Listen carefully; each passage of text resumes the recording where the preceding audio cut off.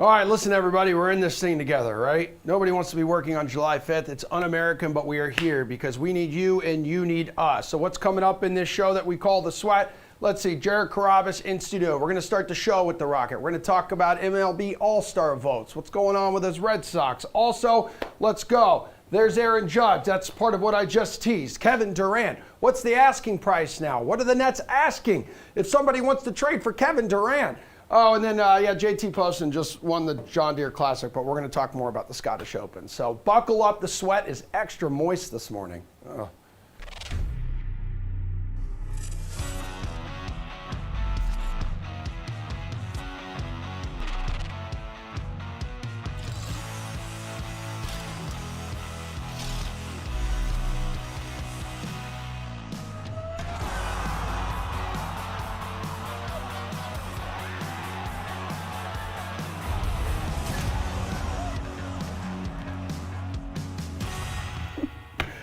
All right, we have ourselves a healthy dose of July 5th fireworks here. Coming at you right meow. It's the takeoff when we stuff ourselves inside the baseball brain of Jared Carrabis. We do. Good morning. How was your Good fourth? morning. What was that, yesterday? Yeah, because today's the 5th. Yeah, it is what it is, yeah. I didn't do anything. I was at the airport, came home, just laid on my couch, got a little workout in, watched some baseball. Okay. Yeah. Not a big fireworks guy? I saw some fireworks from my apartment. I didn't go seek them out, but I mean they're hard to ignore. All right. Well, thank you so much for being here today. Thanks for having me. How do you feel? I am I'm battling today, baby. Yeah. I am absolutely battling. We're in this together. But yeah, once I heard you were here, I knew that I could not call in sick or make excuses. Mm-hmm. Right now, though, one of the biggest stories in sports is really just Kevin Durant, how he just has this stranglehold of the NBA right now. He has the league holding him hostage. Mm-hmm. Why don't we see this more out of baseball players, I wish we did. Because it's rare. It's very rare. Yeah, I mean, I'm trying to think of, when's the last time a player was, trade, Manny did it every year. Yeah. He'd be like, please trade me. He would hold up signs that would say, I'm traded to, I think he said he was traded to the Green Bay Packers or something like that.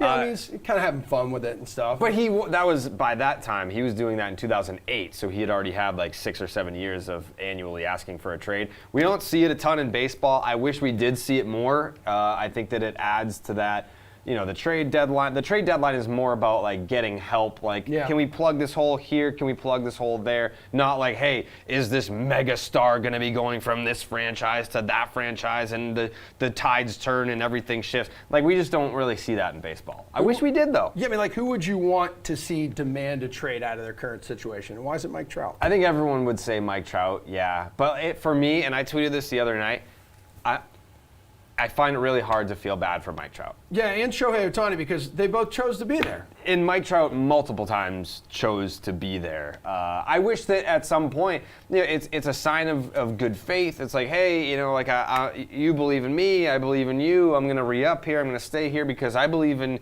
your willingness to want to make this a winning franchise. But at some point, when they don't do that and you've been there for a decade, that's when you can probably be hey, I want to get out of here. And they should grant that because it's on them. Are they just super comfortable, I guess? It's kind of chilling? I mean, would you be just living in Anaheim, making $400-something million? Yeah, why not? Whatever, I'm putting up my numbers, right? Yeah, people are blaming you, not me. That's great. It's a great situation. You never have to prove yourself. Besides fireworks for you last night, you had a hell of a weekend. You made your way to Chicago. So I did. You caught the Sox at Wrigley Fields. Can you compare the two historic venues for me here? What do you think Wrigley does better than Fenway?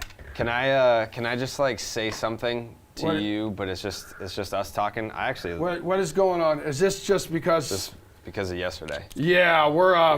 This is. What are you talking about? This is great energy right now. Yeah. Oh wow! Electrolytes, baby. Yeah, gotta have them. Let's go. You gotta have them. What does Wrigley Field do better than Fenway? Can I just talk to you in private? I don't not with them. Yeah. I just want to say something to you. Yeah, go ahead. Everything. Wrigley does everything better than Fenway? Everything. Oh, okay. Yeah. Well, it's a good thing. So, I mean, in terms of so there's plenty of places at Wrigley. You buy a ticket, right? And you would love this. It's kind of have you been to Yankee Stadium? Have you been in the Legends Suite? Yeah. It's called the 1914 Club. Yeah. Same We idea. We had our baseball fantasy world baseball championships there a couple years ago. Yeah, same idea. Great. You go there, but then when you sit in the seats, they have this guy going up and down the aisles being like, hey, beer here, soda here, what do you want? And they're like, hey, I'll have a beer. And then they're just like, you don't pay for it. It's all included. Well, because like your ticket was wicked expensive. Yeah, but they're wicked expensive at Fenway too. Yeah, okay. The most I get it. expensive in baseball. Did you see Red Sox rookie pitcher, was it Josh Winkowski? He was not impressed. Like his comments, I think after Saturday, he said, underwhelming, like referring to Wrigley. Call it stock. Yeah, stock standard. Yeah. Like, I don't know. So what? I'll give Wrigley credit again. The fans show up. The team's terrible, and they still show up. And these are like Friday day games, and like whatever. It's like 80 degrees in the sun. Yeah, let's go to Wrigley. Yep. They show up. They're all wearing their Cubs gear. They're all cheering. And I mean, they're going nowhere this season. But still, 9th inning, 2 outs, 2 strikes. They're on their feet. They're cheering like it was a playoff game. Yep. It's like that's awesome. So Cubs fans, top notch. Wrigley was great. The fact that they like bought up everything after the games, and you would love this. Every bar jam-packed. Yeah. And the Cubs own all that. What I remember when we were there for the Fantasy Baseball World Championships, because there wasn't a game in town that weekend, Cubs were out of town, but I loved like the buildings across the street, and they had bleachers like up on top of the building, so it's almost like an extended part of the ballpark. I thought that was like super cool. Like I appreciate the hell out of like the history of old ballparks, but by and large, they're a little too cramped. I got some wider. overweight dude. Yeah, it's like in his sweaty thighs are touching my thighs, and I don't like when my thighs touch another dude's thighs. I'll touch your thighs right now. Okay, have at it, because I'm wearing shorts. Yeah, you are. Those are short shorts. Yeah, you know what? This is my July 5th outfit. Whatever, man. Speaking of rookie pitchers, though, how about this? One of Boston's top prospects. Yeah. You may have heard about this. Brian Bayo is expected to make his major league debut on Wednesday against the Rays tomorrow. Do you know who broke that story? Who? Oh, wow. Yeah. Dude, thanks for doing that, man. Thank you. Thank you for thanking me. And I'm Someone's excited. giving me credit I'm for excited. it. I'm going to be at the game tomorrow night with my wife, so I can't wait to tell her about Brian Bayo. Can I sit with you guys? Actually, yeah, please do. I would love to sit with you guys. Come meet her. What do fans need to know about this guy? Come on, you broke the story. Yeah, all right. So he's got the fastball. It's call it 95 to 98. He can top out at 99. He's got the changeup. That's his second best pitch. Right. And then he's got a little slide piece. Okay. But so he's kind of got, it's weird. He's kind of got like 2 sliders. So if he throws the slider harder, it doesn't break as much. But when he takes a little bit off the slider, then it's got a little bit more break to it. So fastball, changeup, slider. So what do you expect out of him in his debut? I don't know. I mean, yeah. I mean, who knows? I don't know anything about his mental makeup. Like, is he going to go out there and be too overhyped? Is the moment going to overwhelm him? Like, those are all the real questions. Yeah, like 6-2 here, 9 outings with the Woo Sox, 2.81 ERA. Okay, I mean, 21 walks, 72 strikeouts. You don't really know what to expect when you see a guy who makes the jump. No, like, but I think that this guy, you can tell sort of by watching him and seeing him on social media, like he's feeling himself a little bit. And cool, I think that if that's your mindset is that like, hey, I'm that guy, then I have more optimism about success for you in the big leagues. Let's go. Feel yourself. Sure. Bring the swagger, man. Why Let's not? go. Be a showman. Yeah. Red Sox next 16 games too, are against AL East opponents. Like, is this stretch going to be make or break for your guys? Yes and no.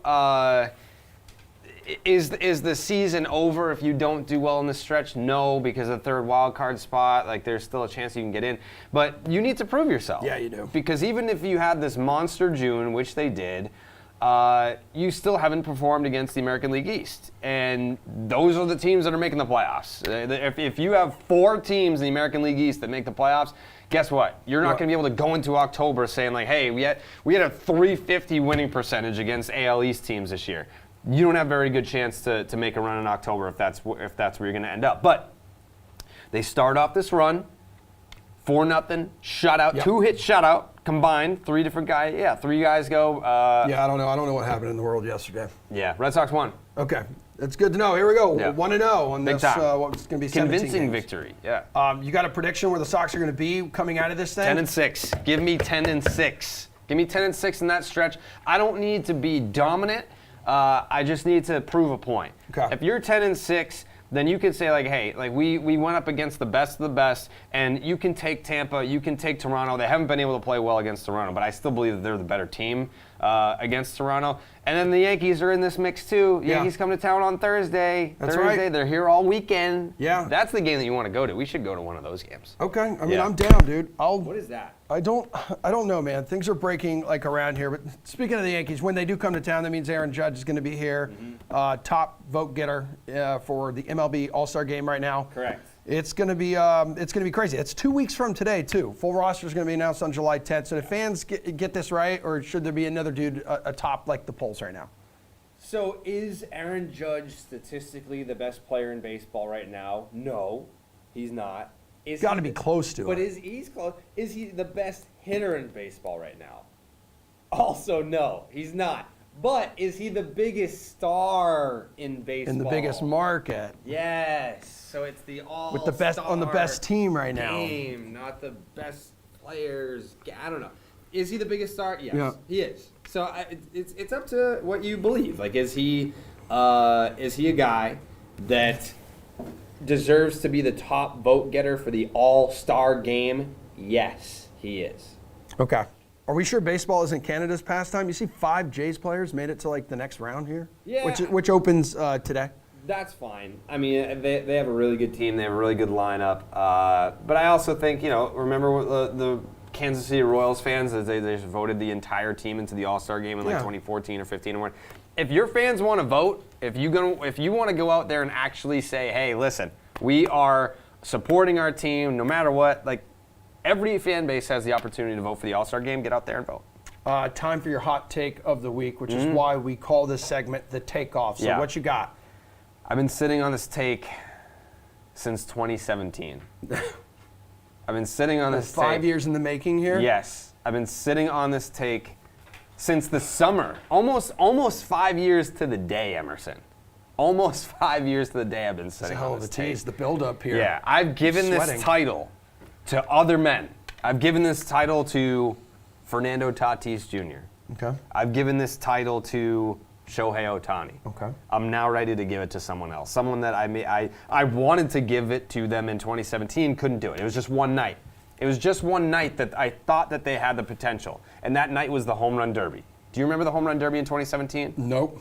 It was in Miami. Oh, yeah. Yeah. I like Miami. Yeah. So So who is it, and what's the title? the title is the face of baseball. Oh, damn. Emerson. And who is it? And the guy that I'm ready to give it to Say it. is a gentleman that we just discussed. I knew it. Aaron Judge is the face of baseball. Oh! They're going nuts back there. A lot of Yankee honks back there. A lot of them. Yeah, And they are yeah. going bonkers. And you know why? It's Why? because it's the truth. Yeah. It's because, you know what? Do the Yankees know that? Like, what do the Yankees just give him a contract already? I feel like, it's one of those things where we can't pay you because of popularity. We can't pay you because of star power. I mean, they used to do that. They used Come to to do that when Boston. they cared about winning championships. Yeah. They don't anymore, apparently. But Aaron Judge, it's hard to deny at this juncture, when you're not the top player necessarily, you're one of, Yep. but you're going into this top vote getter at the All-Star game. You know why you get that done? It's because you're the face of baseball. All right, so he holds on to that now until you change your mind. You feel like giving it to someone else, It's right? it's like you think he's gonna, it's fluid. It's Okay. a rotating thing. I think you have to earn it. It's something, think of it as like the WWE Championship. Okay. You have to go out there and defend that all the time. All the time. You don't just like win the title at WrestleMania and then you just get to parade around like you're the champion like Bruno Sammartino for 30 years. Can't do that. Got to defend it in this era. all right, what do you have on the pods this week? Anything you want to tease? Anything you want to tell the people? I think we got to do the podcast today because we didn't do it yesterday because the 4th of July. So, Yeah. we're just going to, there's a lot of things we have to talk about. Okay. Yeah. Great. You're going to talk about Aaron Judge. You're going to talk about the Red Sox. The Red Sox. Any special guests, anything like that? Or is it just going to be a Do you regular want to boring come on? podcast? It's going to be boring, I think. Okay. Yeah. Do you want to come on? I don't think so. Not today, All right, man. that's fine. I'm just not in a That's fine. good spot for No, that I get right it. now. I just figured After I'd yesterday. extend the invite. Actually, I mean, I will if you're really yeah, desperate. yeah, I'd love for you to come on. Hey, Thanks for being here. see you tomorrow. You are free to go. Yes, let's link up. I'm literally just gonna walk over At the there and go to that ballpark. game. I'm yeah. the biggest Brian Bayo fan. It's the only reason we're going to the game. I followed him since he was born. Right. Me too. All right, the latest on Kevin Durant's trade request and Brooklyn's asking price after this quick break. You're the best. You're the best. I'll see you later. All right.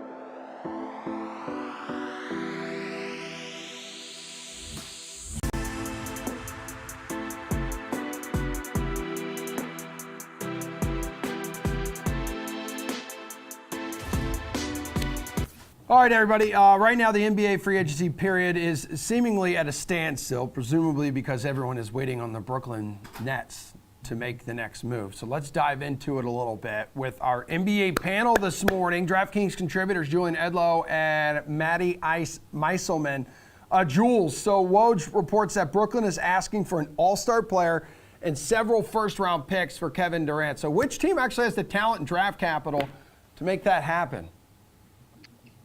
Yeah, I mean, I don't know what else you can ask for Kevin Durant if you're going to have to trade him. It's going to have to be a package like that, especially when he's under contract long term. So there's plenty of teams that make sense just in terms of what they can swap, but it also has to be a team that Kevin Durant is willingly going to want to go to and play for.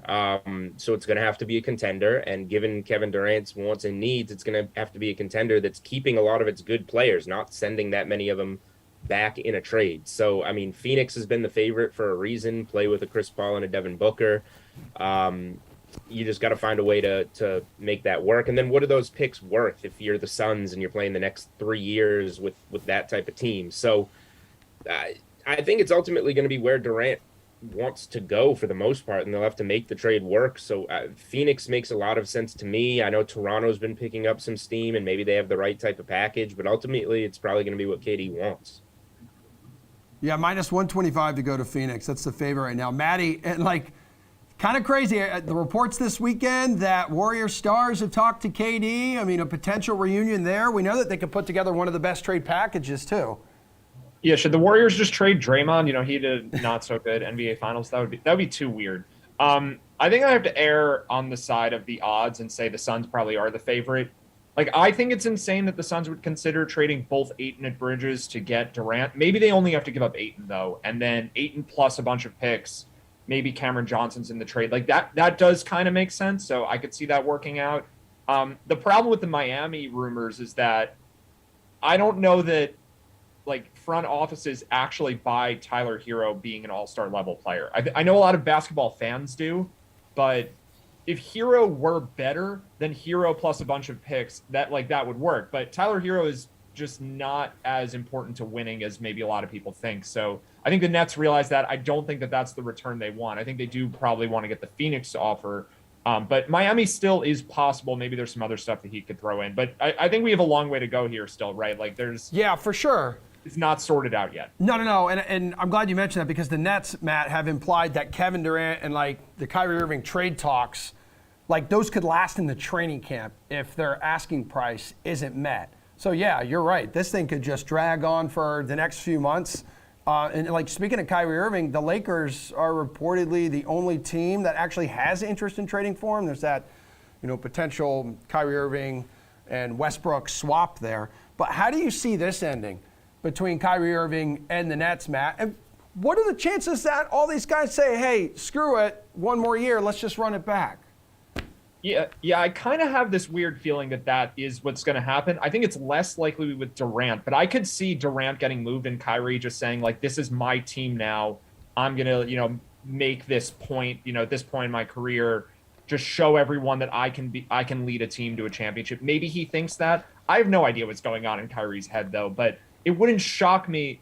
I mean, really, it wouldn't shock me if Kyrie thought anything. Like he's just any possibility is conceivable when it comes to Kyrie Irving. He just changes his mind from one day to the next, seemingly, every year this happens. So I think it's possible that Durant gets traded and Kyrie just stays on the Nets with Ben Simmons and whoever they get for Durant. But yeah, this seems like a weird, like, I have no idea what's going to happen here. My gut though says he ends up staying in Brooklyn actually. Yeah, Jules, what does your gut tell you here? Probably that he stays in Brooklyn. He has a market of one team. He essentially, made himself available.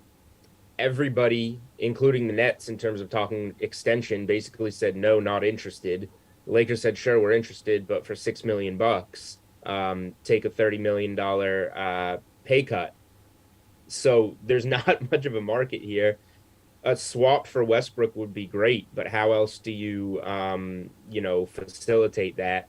And then what happens with the Durant deal for the Nets? There's just a lot of moving pieces. I don't think we're going to see Russell Westbrook and Kevin Durant running it back in Brooklyn like they were in OKC, which would be hilarious if James Harden was still there rather than Ben Simmons, and then you just recreate the Oklahoma City Thunder that fell apart in 2012. It's the Lakers or bust. We'll see if they can actually make this happen. LeBron wants it to happen, so that's something. LeBron generally gets what LeBron wants. But yeah, in general, there's a market of one team here. So if that trade doesn't come together, and the Westbrook contract is pretty awful, then it's just going to be Kyrie back in Brooklyn. Yeah, well, Joel, since free agency opened last week, what do you think the best move has been? So talking like a signing, re-signing, trade, that kind of stuff. Yeah, there's been some good moves that are gonna impact winning, but I'm hard pressed to say that the title favorites and reigning Eastern Conference champions, Matt Meiselman's Boston Celtics, have not, been the best so far. You take that team, you bring everything of importance back, and you basically move on, some spare parts to turn it into Malcolm Brogdon, and then get Gallinari off the streets. That couldn't have fallen perfectly. It addresses both. That's their sixth and seventh man now, essentially. Huge boost for bench scoring, which was a massive issue in the finals. A couple of really good veterans, a couple of pros, a couple of locker room guys. The Celtics got a lot better. Yeah. I mean, he averaged 20 points per game over the last two seasons in Indiana, Matty. The problem is injuries. It limited to only, I believe, 92 games during that span. I know you're a homer here. I mean, is that going to be where you're going? Is that the best move in free agency? Can you go elsewhere? Yeah, I think this is the second best move. I really like the Rudy Gobert trade for Minnesota. I know it's kind of a weird fit with Karl Anthony Towns, and I know they actually gave up some pretty good pieces with Beverly and Beasley and Vanderbilt, but Minnesota had a ton of depth at those positions last year. With McDaniels could fill in Vanderbilt's role. They obviously have Edwards, they have Russell, McLaughlin, Noel off the bench. Like they had the guys, younger players that can step up for the guys they just traded.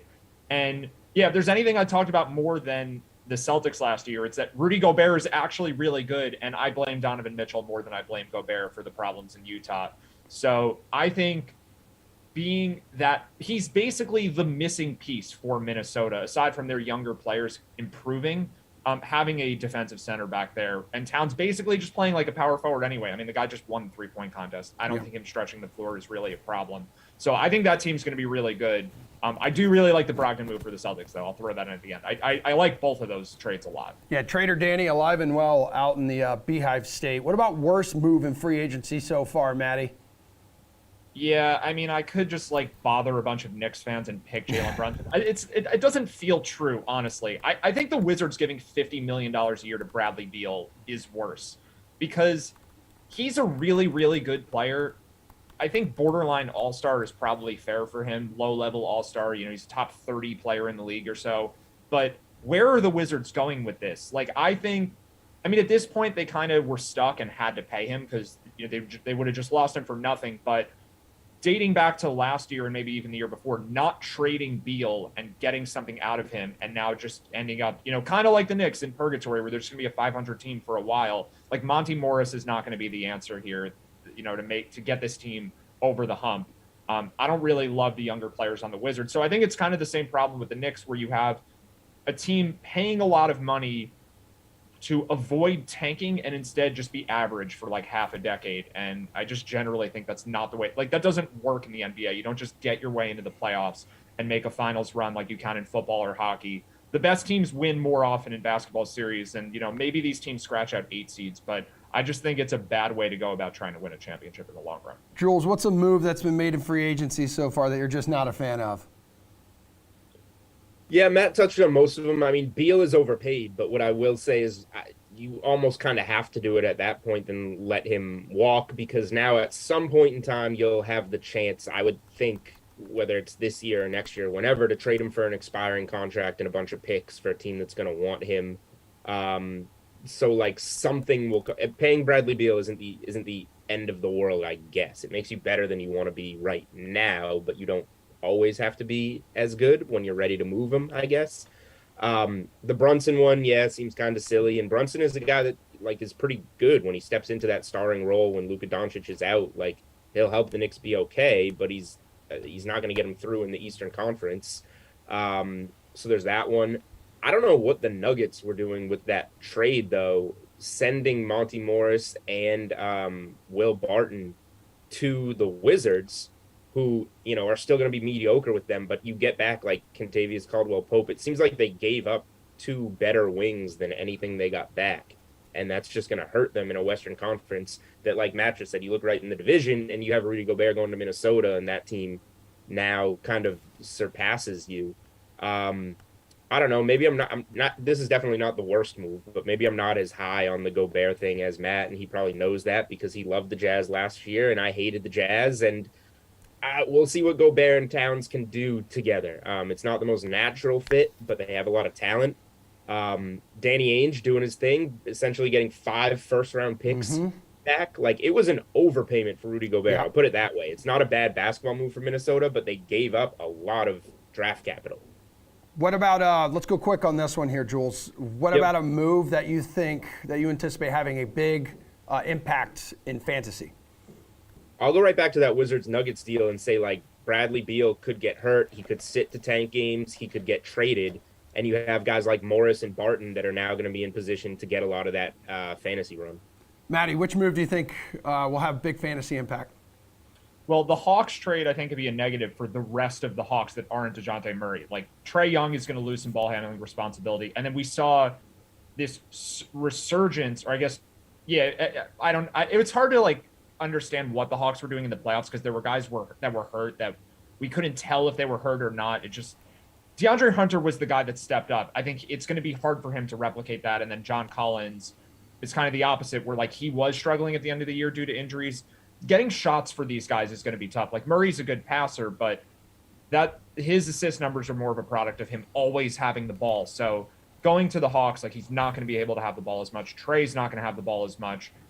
It's going to be a bit of a nightmare, I think, projecting fantasy, like high fantasy performance from these Atlanta guys. All right, guys, we are out of time, so no time to talk Summer League, but Jules, I see you tweeting out that you're going to have some NBA plays today, so everyone just... Warriors and Lakers. Okay, there you go. Excellent. Great advice. Later, guys. Speaking of DK Sportsbook, though, one dude just hit an incredible bet, turning $1 into a lot more than $1, so here's my interview with him.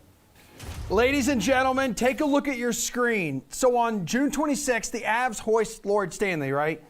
And no one was happier about it than the dude who cashed a championship parlay for the ages, turning just $1 into more than $1,300 by picking 4 2022 champions.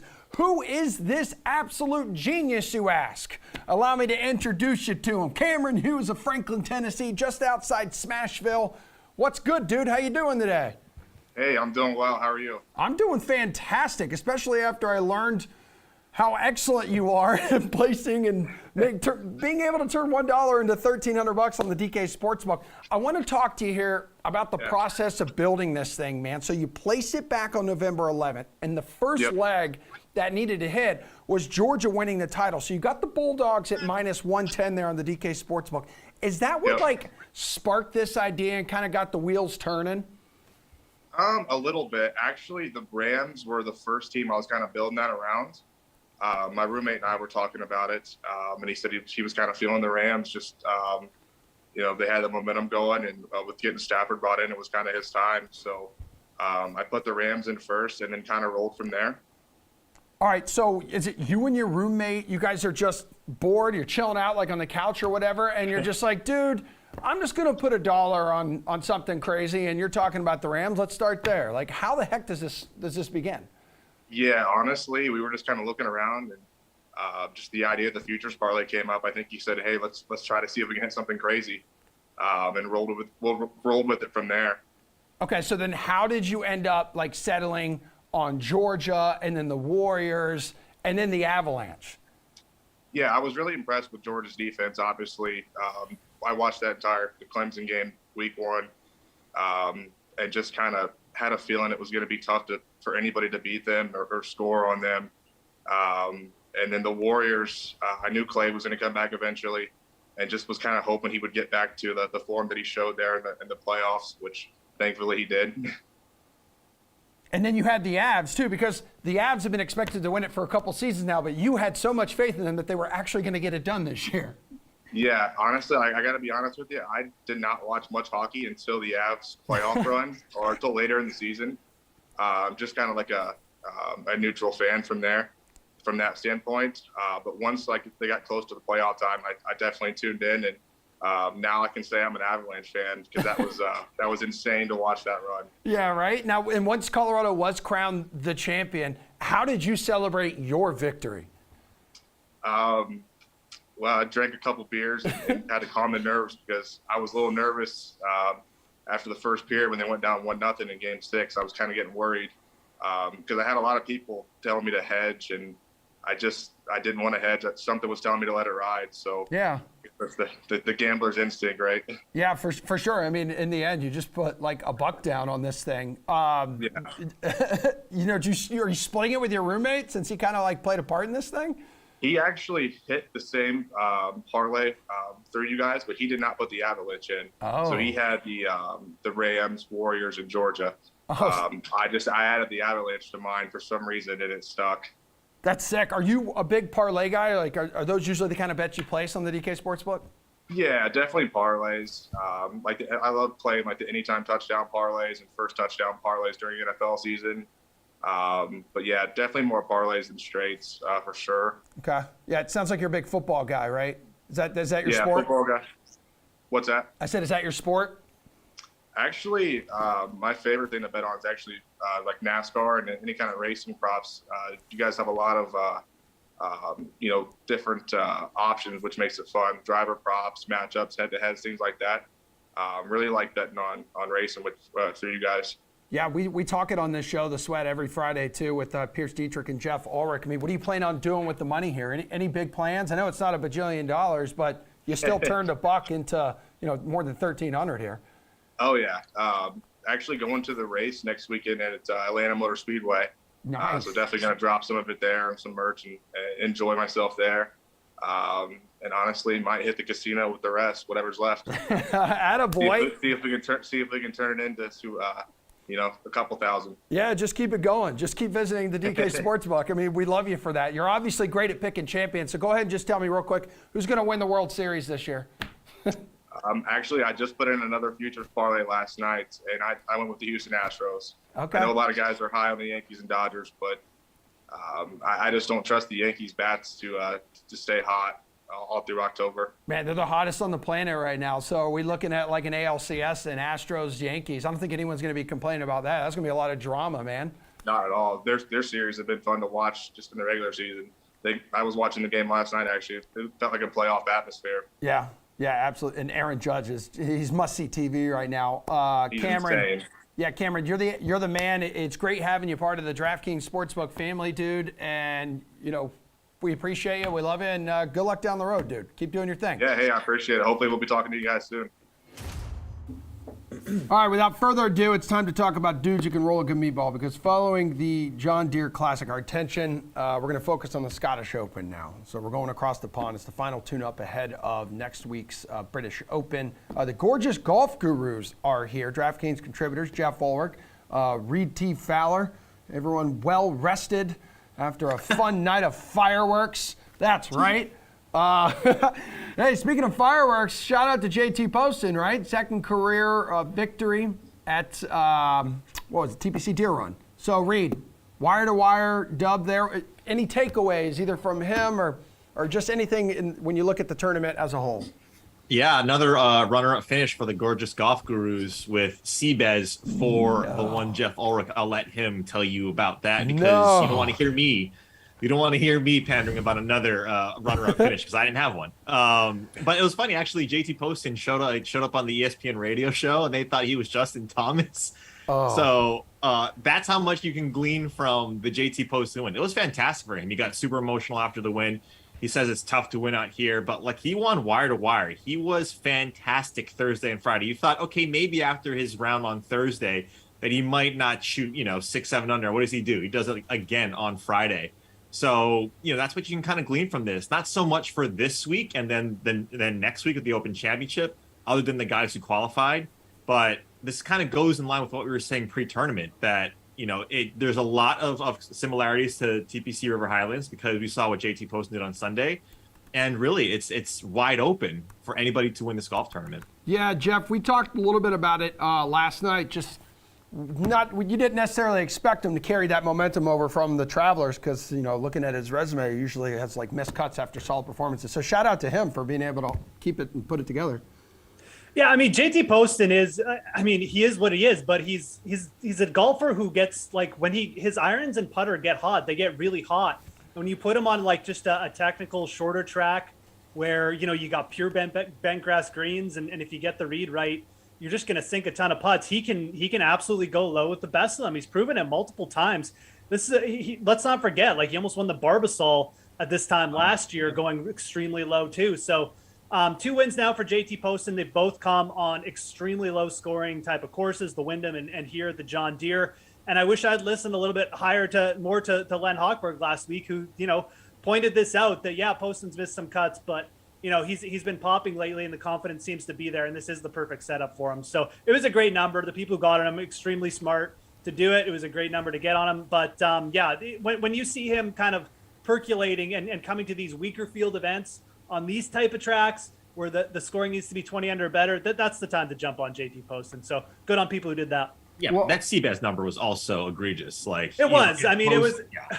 It was a good number. It was, I got 5,000 plus 5,000 on it, and talent wise, I think Bezaino definitely was probably should have been like closer to plus 2,000 in that field. And he's another player who can get super hot with the putter. So it didn't quite happen. Ran into God mode JT Poston, but I'll take the top 5 and we'll move on. Well, Reed will gladly listen to you if you need to vent, because that's that's been the story of his season, betting golf, man. We are racking up second places here on the unrealized gains that Jeff and I have. We could be sitting pretty right now in some tropical setting.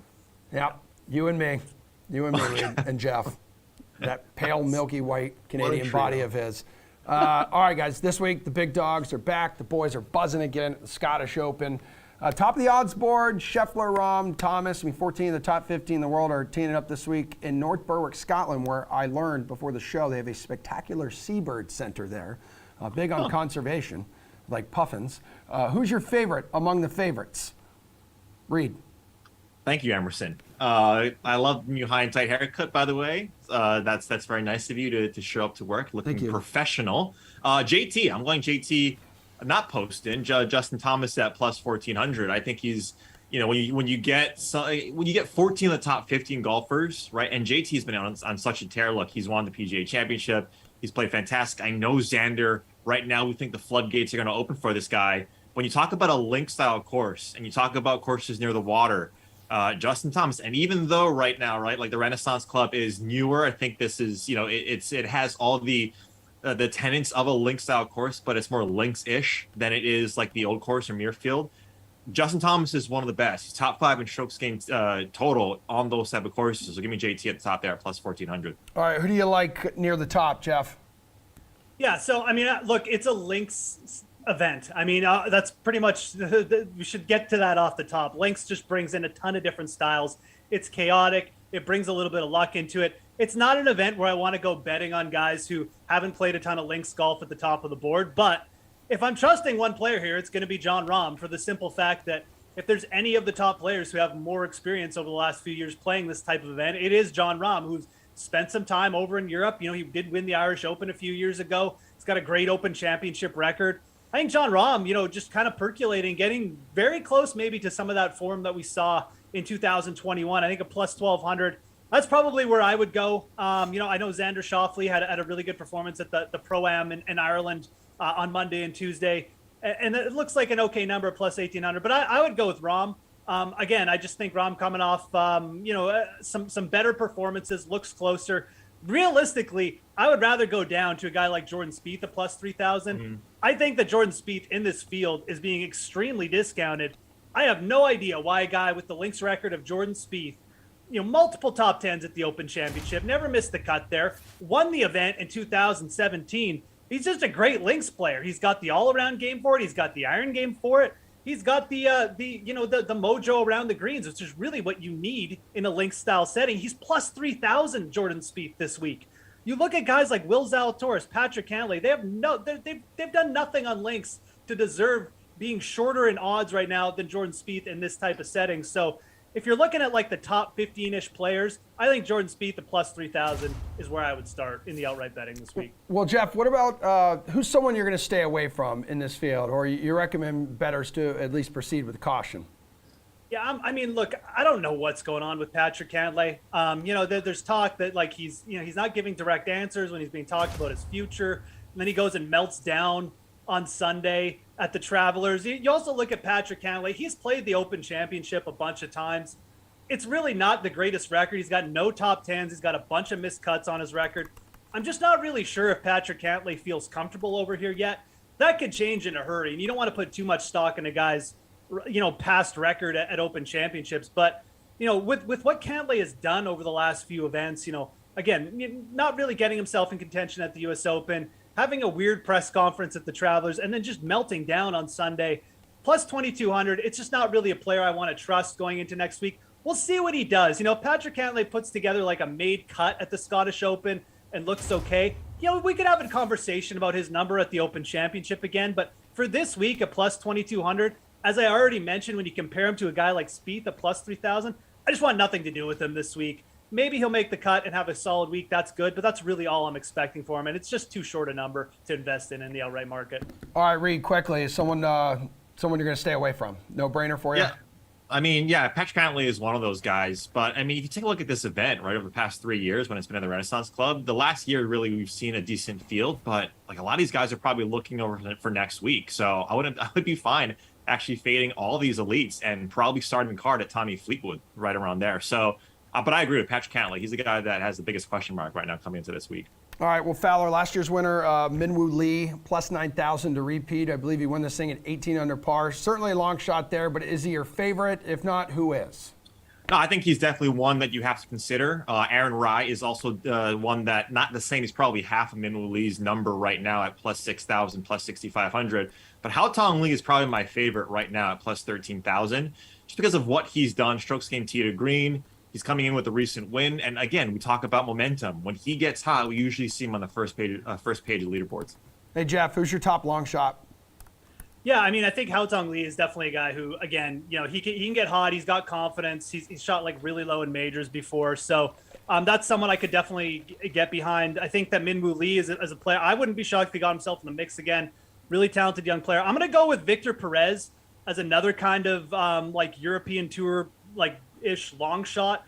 Played last week in Ireland. Didn't do a ton, but you know, like just putting together some links like experience is a good thing as well. So Victor Perez at oh god, his number has moved here, so and I can't even give it to you. Plus 8,000. is someone I'm definitely going to have exposure to. I think Perez is he's a multiple time, he's very talented. He's a multiple time European Tour winner. He's got lots of experience at this event and on the links. And I think coming into this event, these are the type of players, like if you're making a betting card, Hao Tong Lee, Minwoo Lee, Victor Perez, like you get like exposure to 3 or 4 of these guys. One of them could easily end up in contention. We saw Minwoo Lee win last year. So Victor Perez is the guy for me. I definitely got my eye on. All right. Who wins this thing, Jeff? Give me a name. Well, Reed mentioned him. I like Tommy Fleetwood this week. I really do. I think that he's coming in off a couple weeks of rest. People forget he was playing really good coming into the PGA. A couple like soft weeks, but the around the green game has been good and the approach game has been good. And that's really what matters at links. Like you need the experience and you need the around the green, the putting, and the approach game. And Tommy Fleetwood, I think, is going to be just fine on this course. He lost in a playoff here to Aaron Rai in 2019. I think Tommy Fleetwood at plus 4,500. That's going to be my favorite play this week. Yeah, this course has favored strong iron players like Fleetwood and guys like JT, who you mentioned earlier. Reed, who's going to win this week? Yeah, Fleetwood is also one of my favorites. I mentioned Hideki Matsuyama in my DK preview article. I think he's going a little bit under the radar, maybe more for DFS, but he's at plus 3,000. I don't mind that. But Aaron Rai, look, he won in 2020, and that's who he beat out, Tommy Fleetwood. I think he's coming in with some form, and I think he's getting slept on just because he's a recent winner. All right, dudes. Love y'all. Mean it. I guess we'll talk to you tomorrow on the show. We got the slate tomorrow night, 5 o'clock as well. We'll dive more into the Scottish Open, so we'll see you then. One more break to go, one more block to go. We got some MLB DFS and sportsbook picks right after this.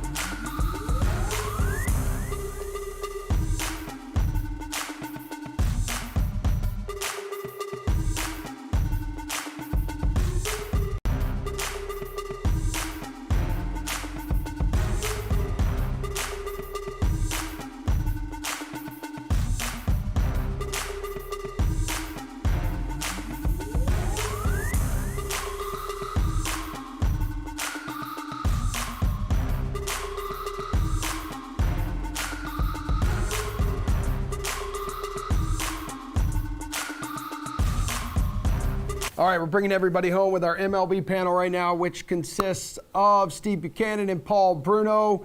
Hello, you two. It's time to cover the basis of sportsbook and DFS picks here ahead of tonight's Major League Baseball slate. First base, your favorite DFS pitcher, Bukes. Who is it? Not a lot of options to choose from at all. There's 12 games on this slate, and you go through the slate and you feel like you want to throw up. One guy who doesn't make me want to throw up is Nick Pivetta going up against the Tampa Bay Rays. This is a team that strikes out a lot, and they really don't have a lot of good numbers against righties at all. 294 WOBA against righties on the season, the 4th highest K rate in the league against righties. And if it wasn't for Nick Pivetta, I don't know where this Red Sox team would be at right now. He's been by far their best and most consistent pitcher really since the calendar turned to May. He's just been rolling along. And this is his first start against the Rays, which seems kind of odd, thinking we're in July, first time seeing the Rays. But I think he's going to go right through this team. So giving Nick Pivetta on a very ugly slate for pitching. Yeah, right to the top of the board there at 10-3. Paul, who was your favorite DFS pitcher tonight? Boy, I'm right with Steve. It's awfully hard to find somebody I feel halfway confident in. But I'll give you 2 others to think about. Louis Garcia of Houston faces a bad Kansas City team costing $9,500.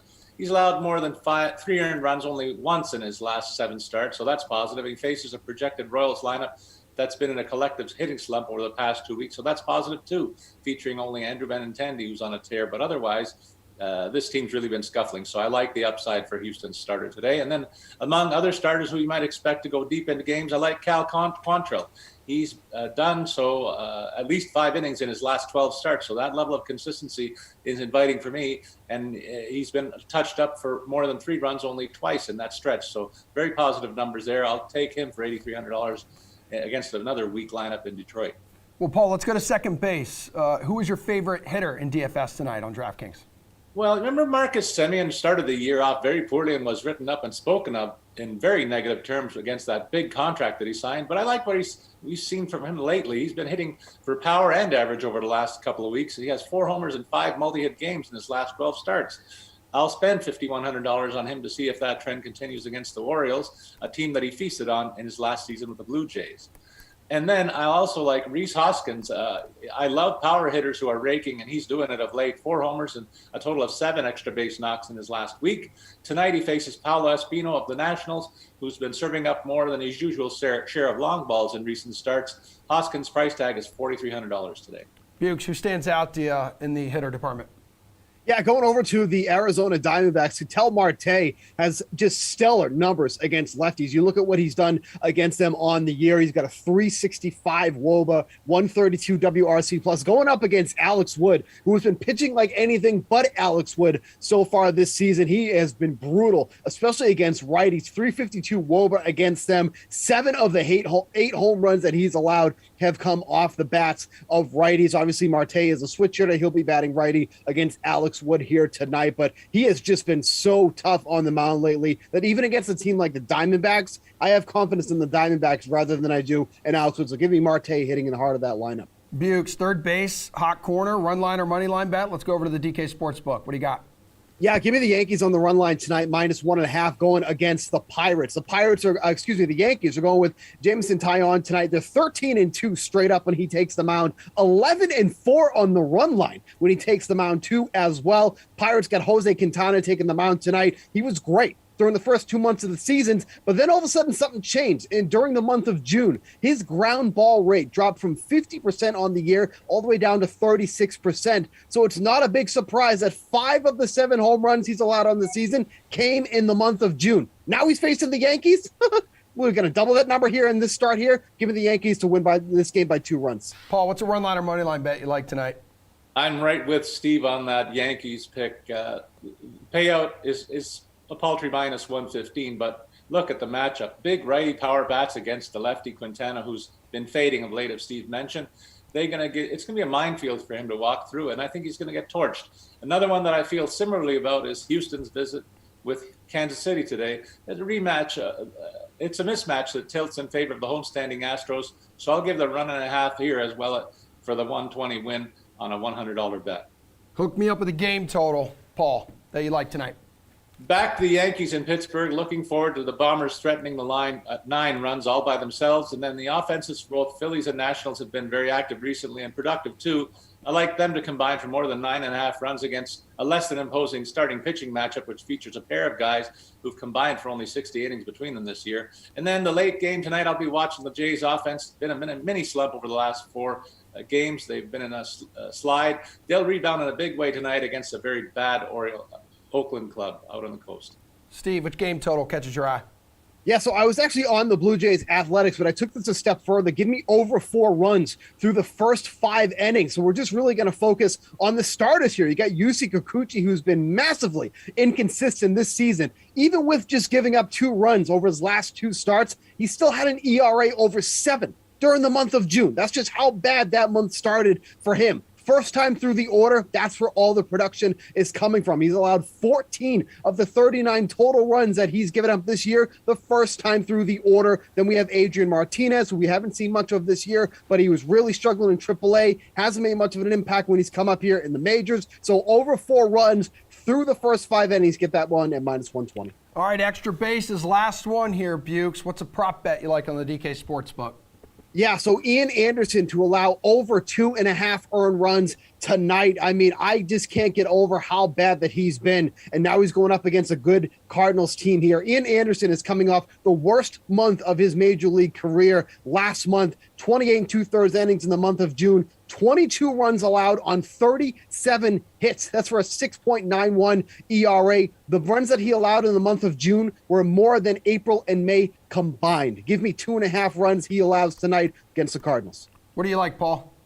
Couple of pitcher strikeout props. Steve mentioned Kikuchi. He finished the month on a high note. The last couple of starts, the strikeouts were up where we are used to seeing this guy. He's topped today's prop of 4.5 in 8 of his last 11 starts. I'd say he makes it 9 of 12 against Oakland tonight. And as he's gotten more reps in the Angels rotation, Noah Syndergaard's been looking a little more like his old self. 25 innings pitched in his last 4 starts, and the strikeout totals have risen accordingly. He's gone over today's 4.5 prop in 3 of his last 4 starts.